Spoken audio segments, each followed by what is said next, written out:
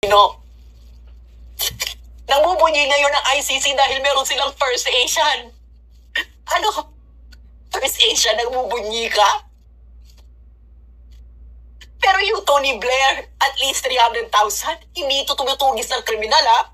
Binomba nila ang Iraq. Illegal yung gera na yun. Maya kayo sa inyong pagiging Pilipino kung sa tingin ninyo ito ang itsura ng katarungan. Mahiya kayo.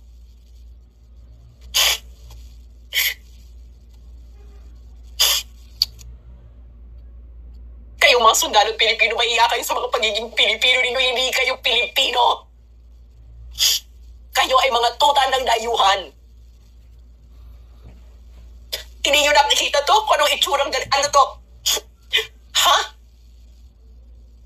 Tapos, sasabihan ka ng ganyan? Bababuyin yung konstitusyon mo? Harap-harapan na? Bulag kayo? Mahiya kayo sa pagiging Pilipino ninyo.